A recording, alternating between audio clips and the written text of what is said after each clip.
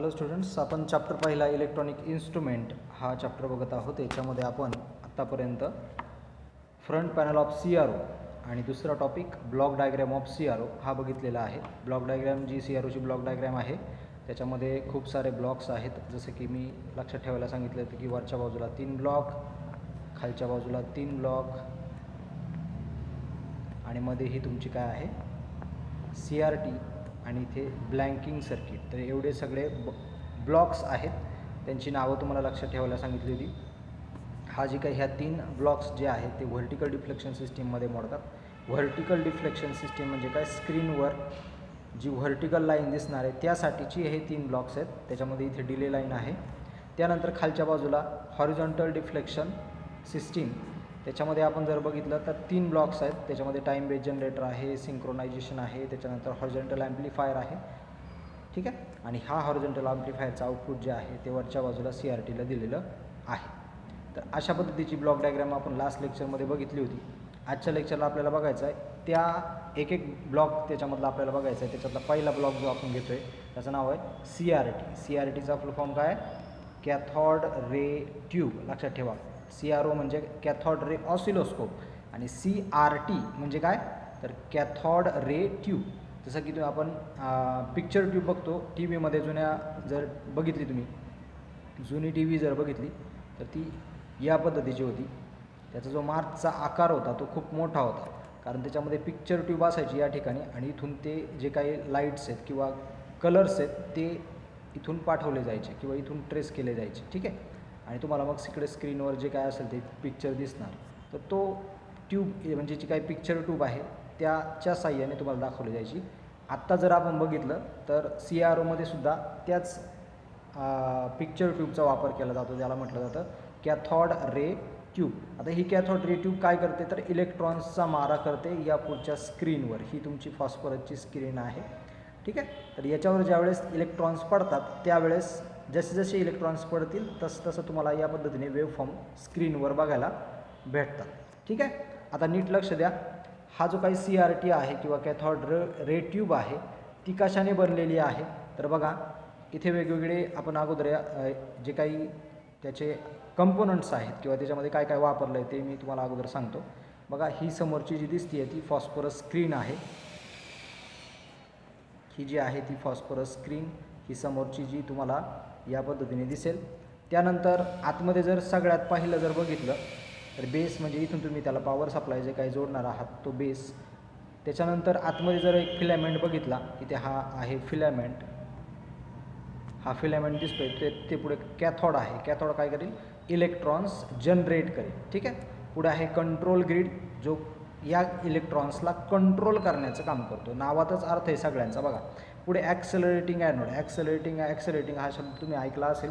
ज्यावेळेस तुम्ही गाडीचा ॲक्सेलरेटर जे वाढवता म्हणजेच काय गाडीचं स्पीड वाढवता, तसंच ह्या इलेक्ट्रॉन्सला त्याचं जे काही स्पीड आहे ते वाढवण्याचं काम इथे ॲक्सेलरेटिंग ॲनोड्स करतात. पुढे फोकसिंग ॲनोड आहे. बघा हा तुमचा दिसतो इथे फोकसिंग ॲनोड. हा फोकसिंग ॲनोड काय करतो तर शार्पनेस देण्याचं काम करतो. नंतर आहे व्हर्टिकल डिफ्लेक्शन प्लेट्स. तर व्हर्टिकल डिफ्लेक्शन प्लेट्स जी आहे तुमची वेव्ह फॉर्म जी आहे ती अप आणि डाऊनला म्हणजे जी काही स्क्रीन असेल त्या स्क्रीनच्या वरती किंवा खाली त्या वेव्ह फॉर्मला मूव्ह करण्याचं काम करेल.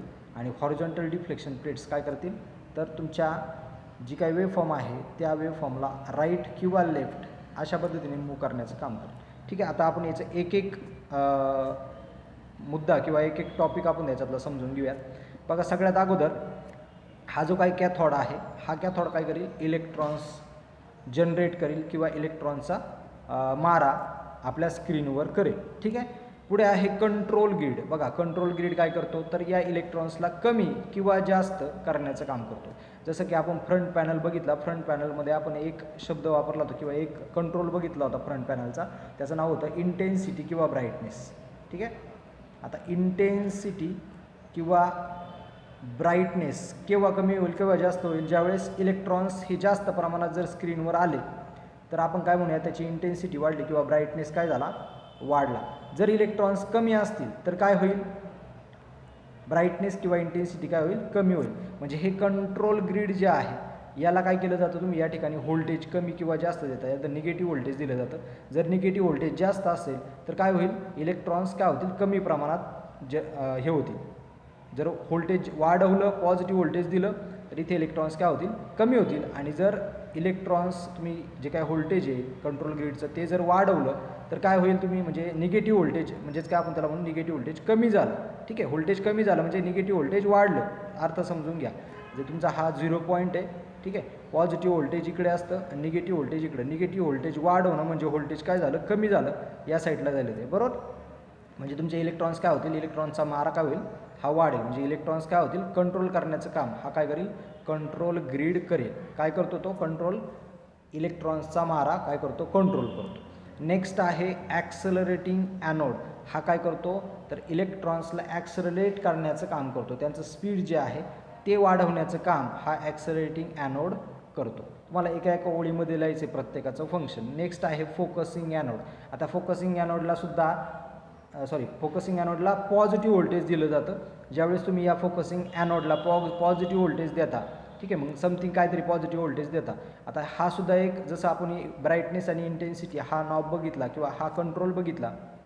नेक्स्ट जर बघितला तर कंट्रोल सिस्टीममध्ये किंवा फ्रंट कंट्रोलमध्ये फोकसिंग म्हणून सुद्धा एक हे आहे, एक कंट्रोल आहे किंवा एक बटन आहे.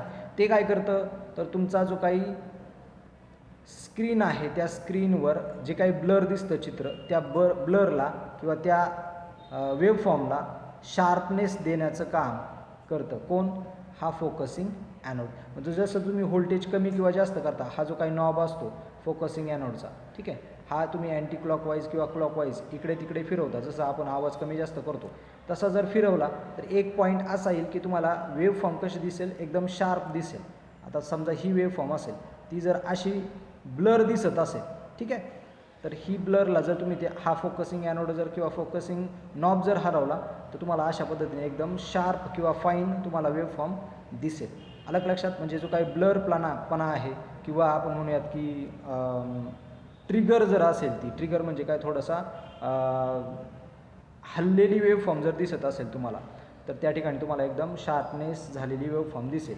कोणाच्या सहाय्याने दिसते ती, या फोकसिंग ॲनोडच्या. मग फोकसिंग ॲनोडचं काम काय, तर हे इलेक्ट्रॉन्स जे कॅथॉडमधून निघत आहेत, जे कंट्रोल ग्रीड कंट्रोल करतोय, त्याला एकदम शार्प करण्याचं काम. म्हणजेच काय, जो काही एक बिंदू असणार आहे स्क्रीनला. आता आपण हे पण शिकलोत की जे काही इलेक्ट्रॉन्सचा मारा होतो हा पॉईंटच्या साह्याने होतो, बरोबर. आणि जी काही वेव्हफॉर्म आहे ती डायरेक्टली सगळीकडे स्पष्ट अशी दिसते का, सगळी काही इलेक्ट्रॉन्स असतात का, नसतात.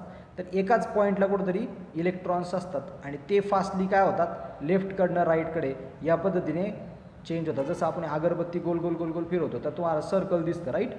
तसंच इलेक्ट्रॉन्स हे काय होतात, या पॉईंटला, या वेव्हफॉर्मच्या जशी वेव्हफॉर्म असेल, जसं इनपुट असेल त्या पद्धतीने काय होतं, ते तो जो काही स्पॉट आहे तो सारखा चेंज होत राहतो. इकडनं लेफ्टकडनं राईटकडे आणि राईटकडनं पुन्हा काय करतो, लेफ्टकडे येतो, पुन्हा या पद्धतीने काय करतो, अशी वेव्हफॉर्म तुम्हाला दाखवतो. तुम्हाला काय दिसते, मग ही वेव्हफॉर्म दिसते. आलं का लक्षात. म्हणजे तो जो काही पॉईंट आहे तो पॉईंट शार्प करण्याचं काम कोण करतं, फोकसिंग ॲनोड करतो. नेक्स्ट सांगितलं की व्हर्टिकल डिफ्लेक्शन प्लेट्स. मागासले सांगितल्याप्रमाणे व्हर्टिकल डिफ्लेक्शन प्लेट्स काय करते, व्हर्टिकली जी काही तुमची स्क्रीन आहे CROची, त्याला व्हर्टिकली मूवमेंट करण्यासाठी, म्हणजे ही वेव्हफॉर्म जी आहे स्क्रीनवर, आपण दुसऱ्या पेजवर बघूया, ही तुमची वेव्हफॉर्म आहे. मग तुम्हाला जर या ठिकाणी तुम्हाला वेव्हफॉर्म बघायची असेल तर बघू शकता, खालच्या बाजूला बघायची असेल तर बघू शकता. म्हणजे हेच काय, तर व्हर्टिकली तुम्ही काय करू शकता, वेव्हफॉर्म मूव्ह करू शकता by using vertical deflection plates, ठीक आहे. त्याला तुम्ही व्होल्टेज कमी किंवा जास्त दिलं की त्या ठिकाणी तुमचं जी काही वेव्हफॉर्म आहे ती काय होईल, अप किंवा डाऊनला मूव्ह होईल. नेक्स्ट आहे हॉरिझॉन्टल डिफ्लेक्शन प्लेट्स. म्हणजेच काय, तुमची वेव्हफॉर्म राईटला शिफ्ट करायची किंवा मग लेफ्टला शिफ्ट करायची किंवा मग मिडलला ठेवायची. हे काम कोण करणार आहे, तर हॉरिझॉन्टल डिफ्लेक्शन प्लेट. म्हणजेच काय, एक्स ॲक्सिसला तुमची वेव्हफॉर्म काय होणार आहे, मूव्ह होणार आहे. आणि व्हर्टिकल म्हणजे काय, तर वाय ॲक्सिसला तुमची वेव्हफॉर्म मूव्ह होणार आहे. आणि ही जी काय आहे ती फॉस्फरस स्क्रीन आहे. ती फॉस्फरस स्क्रीन वेगवेगळ्या म्हणजे कलर्समध्ये येते. ग्रीन कलर, त्याच्यानंतर ब्ल्यू कलर, त्याच्यानंतर पिंक कलर, अशा वेगवेगळ्या कलर्समध्ये अवेलेबल हा म्हणजे ही जी काही CROची स्क्रीन असते ती अवेलेबल असते. समजलं आहे सगळ्यांना. त्याच्यामध्ये फॉस्फरस या मटेरियलचा वापर केला जातो म्हणून त्याला फॉस्फरस स्क्रीन असं म्हणतात. ज्यावेळेस या फॉस्फरस स्क्रीनवर इलेक्ट्रॉन्स पडतात, इलेक्ट्रॉन्स पडल्याच्या नंतर ती काय होते, प्रकाशित होते. म्हणजे आता तुम्हाला जर एखादा पॉईंट दाखवायचा असेल, ठीक आहे, ज्यावेळेस याच्यावर त्या स्क्रीनवर ही जी फॉस्फरसची स्क्रीन आहे याच्यावर हा पॉईंट पडला म्हणजे इलेक्ट्रॉन्स पडले का तो पॉईंट काय होतो, प्रकाशित होतो आणि आपल्याला तो काय दिसतो, वेव्ह फॉर्म म्हणून, किंवा तो पॉईंट काय होतो दिसतो स्क्रीनला दिसतो. मग ते कोणत्या कलरचा असेल तर फॉस्फरस त्या पद्धतीने तुम्हाला काय दिसतो या ठिकाणी, ती वेव्ह फॉर्म किंवा तो पॉईंट तुम्हाला त्या ठिकाणी दिसतो. समजले सगळ्यांना. तर अशा पद्धतीने आपण इथे जो आपला मेन टॉपिक आहे CRT तो कंप्लीट केलेला आहे. समजलं आहे सगळ्यांना. CRT सगळ्यांना समजला आहे. नेक्स्ट आता याच्यामध्ये अजून एक पॉईंट आहे, व्हर्टिकल डिफ्लेक्शन सिस्टीम आणि हॉरिझॉन्टल डिफ्लेक्शन सिस्टीम. नीट समजून घ्या. व्हर्टिकल डिफ्लेक्शन सिस्टीम आणि हॉरिझॉन्टल डिफ्लेक्शन सिस्टीम म्हणजे मी मगाशी सांगितल्याप्रमाणे की तुमची जी काही मूवमेंट आहे, म्हणजेच काय, आता बघा आतमध्ये दाखवल्याप्रमाणे हे इलेक्ट्रॉन्स त्या पॉईंटमधून जात आहेत आणि इथे तुमच्या 2 प्लेट्स आहेत, ठीक आहे. ही तुमची समजा व्हर्टिकल डिफ्लेक्शन प्लेट आहे. एक एक समजून घेऊ आपण, ठीक आहे. व्हर्टिकल डिफ्लेक्शन प्लेट, आता इथे काय होतं, तुमची वेव्ह फॉर्म जी आहे किंवा तुमचा जो काही हा स्पॉट जो आहे, आता समजा हा स्पॉट इथे तुमची स्क्रीन आहे, राईट. या स्क्रीनला जाऊन या पॉईंटला ती मिळते, आपण असं म्हणूयात, ठीक आहे. या पॉईंटला जाऊन मिळते. हा पॉईंट तुम्हाला काय करायचा आहे, अप्पर साईडला शिफ्ट करायचा आहे. कुठे शिफ्ट करायचं आहे, समजा या साईडला. तर तुम्ही त्याला 2 गोष्टींनी डिफ्लेक्ट करू शकता. डिफ्लेक्ट करणं म्हणजे काय, त्याला मूव्ह करणं, ठीक आहे. म्हणजे ही जी काही स्क्रीन आहे, या स्क्रीनला या पॉईंटला तुम्हाला घ्यायचं असेल, इथे अप साईडला जर त्याला घ्यायचं असेल, हा पॉईंट आता जो इथे आहे मिडल सेंटरला आहे, त्याला जर वरती घ्यायचं असेल तर तुम्ही काय करू शकता त्याला, तर 2 गोष्टींच्या साहाय्याने तो काय करू शकता, तुम्ही मूव्ह करू शकता. त्याला म्हटलं जातं इलेक्ट्रोस्टॅटिक आणि इलेक्ट्रोमॅग्नेटिक डिफ्लेक्शन सिस्टीम. म्हणजे काय, इलेक्ट्रोस्टॅटिक म्हणजे काय, इलेक्ट्रोस्टॅटिक म्हणजे काय, तर तुम्ही ह्या प्लेट्सला, आता बघा आपल्याला माहिती आहे इलेक्ट्रॉन्स हे कोणत्या भारने चार्जेस असतात, तर निगेटिव्ह चार्ज त्याच्यावर असतो इलेक्ट्रॉन्सवर, राईट. ज्यावेळेस मी पॉझिटिव्ह चार्ज इथे कुठेतरी ठेवली तर हे निगेटिव्ह चार्जेस काय होतील, पॉझिटिव्हकडे अट्रॅक्ट होतात. ह्या बेसिक गोष्ट आपल्याला सगळ्यांना माहिती. मग ज्यावेळेस मी बघा 2 गोष्टी सांगितल्या मी, इलेक्ट्रोस्टॅटिक आणि इलेक्ट्रोमॅग्नेटिक. अगोदर सगळ्यात इलेक्ट्रोस्टॅटिक समजून घ्या. इलेक्ट्रोस्टॅटिक या शब्दाचा अर्थ काय होतो, इलेक्ट्रोस्टॅटिक बघा इथे मॅग्नेटिक फील्ड किंवा आपण म्हणूयात की अट्रॅक्शन केलं जातं. कसं, तर समजा आपल्याला काय करायचं आहे, वरच्या बाजूला अप साईडला तो पॉईंट या ठिकाणी आणायचा आहे. हे इलेक्ट्रॉन्स कुठं आणायचे, वरती आणायचे. तर काय होतं, तुम्ही ज्यावेळेस वरच्या प्लेटला, मग समजा ही ए प्लेट असेल आणि ही बी प्लेट आहे, ठीक आहे. व्हर्टिकल डिफ्लेक्शनच्या 2 प्लेट्स आहेत, एक ए प्लेट एक बी प्लेट. तर तुम्ही काय करा, ए प्लेटला पॉझिटिव्ह जर चार्ज दिला, म्हणजे पॉझिटिव्ह व्होल्टेज जर दिलं, तर काय होईल, हे इलेक्ट्रॉन्स जे इथून मधून जात आहेत दोन्ही प्लेट्सच्या, ते काय होतील, या प्लेटकडे अट्रॅक्ट होतील. म्हणजेच काय, थोडेसे वरच्या बाजूला जाणार आहेत. आता मी हे सगळे खोडतो इथं बघा.